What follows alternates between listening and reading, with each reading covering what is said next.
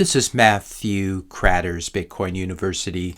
Today I want to do a deep dive on MicroStrategy, and this is going to be part one of multiple videos. And this video is also a follow-up to Friday's video where I talked about whether you should buy Bitcoin BTC itself or Bitcoin-related stocks. We covered the Bitcoin mining companies, we covered the Bitcoin ETF, and then today I want to cover really the elephant in the room, which is, of course, MicroStrategy, which is the company, the only corporation in the world that holds the most Bitcoin. Now, the numbers have been updated since I made the slides for this video over the weekend, and Saylor has bought 55,500 more BTC for MicroStrategy. So I'm going to be using old numbers from Friday, and this is going to make sense for the reason that you're going to see, because we can use Friday closing prices for MicroStrategy and Bitcoin. So I'm going to be pretending that they still have 331,200 Bitcoin, which is what they had as of the market close on Friday. Now, the current value of that BTC on MicroStrategy's balance sheet as of the Friday close, you just take the number of Bitcoin times the closing price. I'm using the Friday closing price for Coinbase for Bitcoin, about 99,000. It ends up showing they have about $33 billion worth of Bitcoin on their balance sheet. Now, the closing market cap for MicroStrategy last Friday, November 22nd, was about 95 billion. So why in the world would you pay about 95 billion for a company that only had about 33 billion in Bitcoin on its balance sheet? The equivalent, that's like paying about $285,000 per Bitcoin when you could just go out on the open market on Friday and buy one Bitcoin for $99,000. Now, surely their business intelligence software business and Bitcoin R&D businesses are worth something, but definitely nowhere close to 62 billion. Obviously, they're probably worth closer to something like $1 billion, I would guess. So here's the question: why in the world would you want to buy MicroStrategy at this huge premium to its Bitcoin holdings when you could buy real Bitcoin or the Bitcoin spot ETF instead? It's this very similar question to why would you ever pay 35 times earnings for Microsoft when you could pay 15 times earnings for a steel company or kind of a basic commodity company? The answer is because you expect Microsoft to grow its earnings a lot more quickly than any steel company. That's why it trades at a higher PE. So the stock market, it's always a forward-looking analysis machine, and good investors skate to where the puck is going to be rather than where it has been. So in the case of MicroStrategy, the market is clearly pricing in one or both of the following. By trading at such a high premium over its Bitcoin holdings, it's pricing in one or both of the following. Number one, the market expects Bitcoin to go up a lot in price at roughly, as we saw, roughly $285,000 per Bitcoin. MicroStrategy's market cap would be equal to the market value of its current Bitcoin holdings. So in other words, in this scenario, MicroStrategy would not buy any more Bitcoin. You would just allow Bitcoin to appreciate up to this point, and at that point, it would be trading basically at parity with the free market value of its Bitcoin holdings. Again, this is obviously a really rough estimate. It ignores the debt on their balance sheet. We're just assuming they only have assets. But I think this is a decent approximation. So that'd be number one, what the market's expecting, obviously expecting a higher Bitcoin price, which I think is rational. Number two, the market expects MicroStrategy to accumulate a lot more BTC over time, which MicroStrategy, of course, has shown that it's quite capable of doing over the past 4 years since 2020. Now, the stock market might be wrong about one or both of these things happening, but at least this is the current consensus that's being baked into the current stock price of MicroStrategy. If you're finding this video helpful so far, I'll just pause here briefly to ask you to help to support the channel. Hit the subscribe button. That really does help this channel's reach. Leave a like, leave a comment, question, suggestion for a future video, and share this video with a friend or family member. Now let's compare this pricing of MicroStrategy to the BlackRock spot Bitcoin ETF. This is what a lot of people have been doing and saying, why should I buy MicroStrategy when I can just buy the spot ETF or buy underlying Bitcoin? Now, the market cap of the BlackRock spot Bitcoin ETF, which trades under the ticker IBIT, the market cap of IBIT will always be approximately equal to the current market value of the Bitcoin that it holds. In other words, IBIT should never trade at a premium to the value of its Bitcoin holdings. If it did, arbitrageurs could step in and short IBIT and then go long an equal amount of Bitcoin, equal value of Bitcoin, and wait for the spread to converge. this is arbitrage money. It's literally free and risk-free money. So this is why IBIT will always trade very close to its net asset value, its NAV.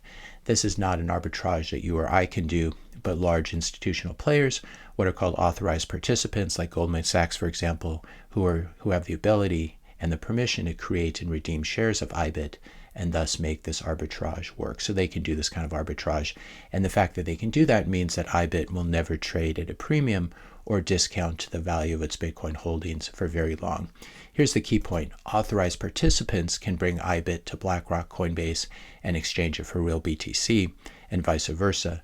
By contrast, no one can do that for MicroStrategy's shares. You cannot bring some MicroStrategy shares to MicroStrategy and ask them to give you an equal amount of BTC. They have no obligation to do that because they're not an ETF. So owning shares in MicroStrategy does not give you the right to take possession of their BTC.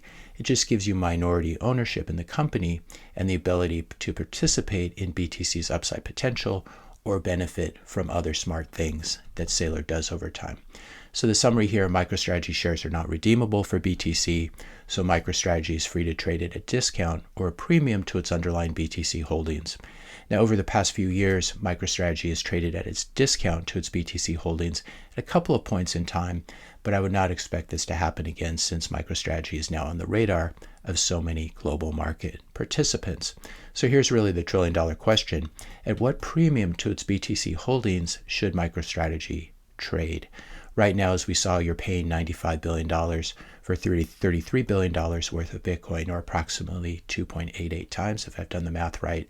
What's the correct multiplier for this? At what premium should MicroStrategy trade over the underlying 2.88x or 5x or 10x or some other multiple? Now, in order to answer this question, we need to understand a few more things. What does a corporation like MicroStrategy do to get the cash to buy Bitcoin?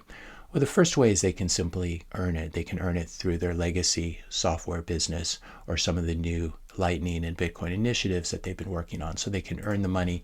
It looks like if you take a look at their operating cash flow and their free cash flow, they basically have no free cash flow to speak of because they have this huge investing cash flow. So there's some adjustment that needs to be made to the free cash flow sheet here for the purposes of analysis.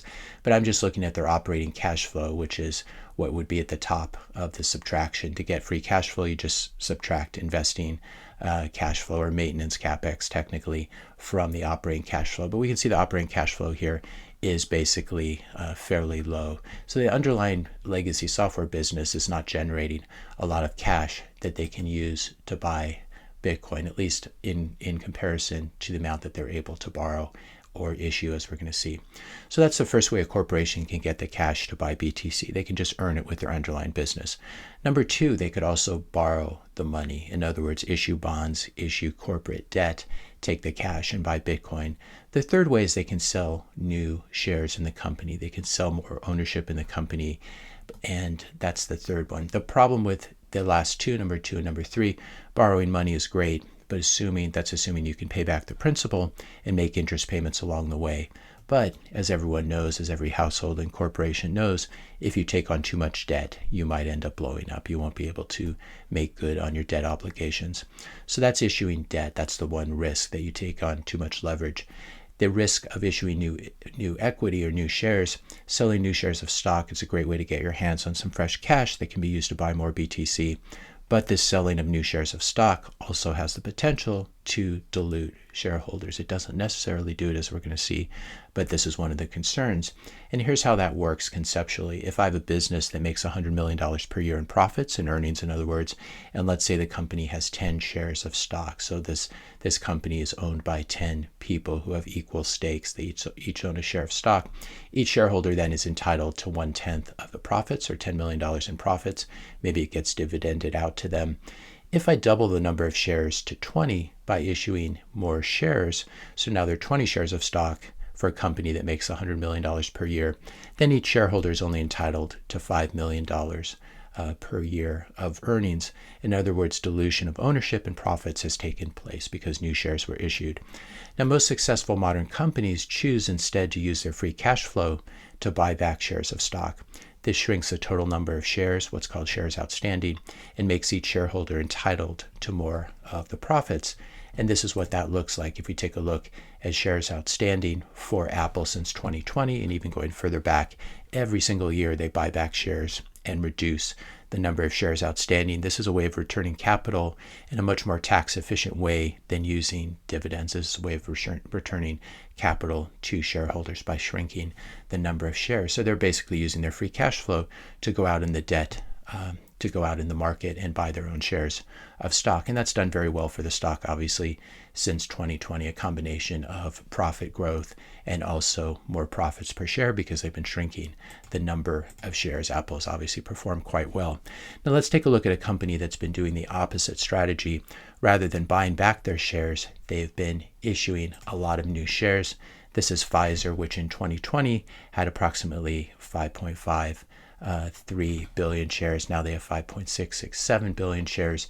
They've been actually increasing the number of shares over the years, and their stock price since 2020, since they've been doing that, is obviously in the toilet with a lot of volatility in between.